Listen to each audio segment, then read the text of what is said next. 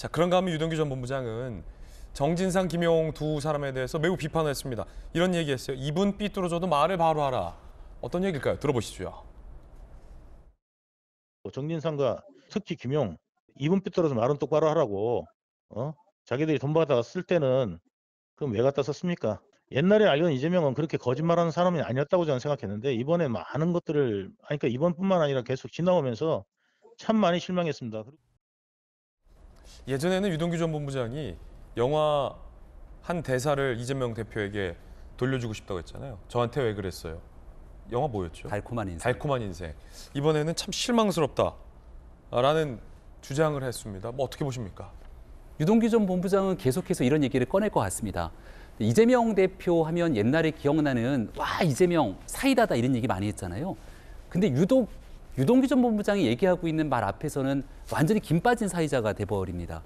아니면 아니라고 얘기를 하든가 뭔가 적극적인 반박을 하면서 나와야 되는데 유동규 전 본부장의 발언에 대해서는 거의 회피일색이거든요.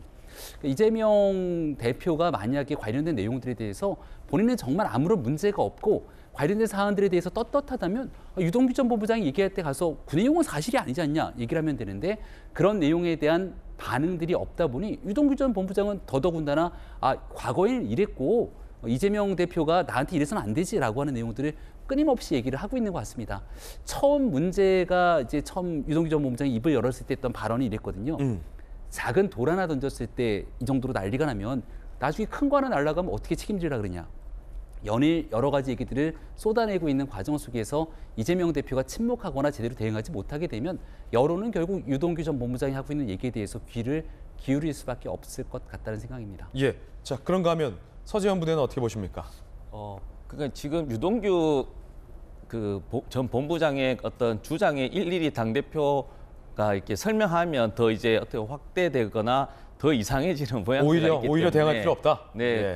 그것은 검찰이라든지 법원에서 공식적인 것을 종합해서 하면 되는 것이고요. 저는 유동규 말의 입장에서는 그런 서운함은 있을 수 있겠죠. 왜 사람이 이제 관계가 좋든 싫든 그런 인간관계가 있었는데 힘들었을 때 좀 따뜻하게 입장을 대변하거나 좀 보호해주지 못한 부분에 서운함은 있겠지만 지금은 그 서운함을 넘어서 법 그리고 범죄 행위에 대해서 누가 책임을 졌고 누가 그 수익을 차지했느냐 이 부분에 대해서 논방했기 때문에 약간 감정은 배제하고 이성적으로 진실만을 계속 이야기했으면 좋겠고요.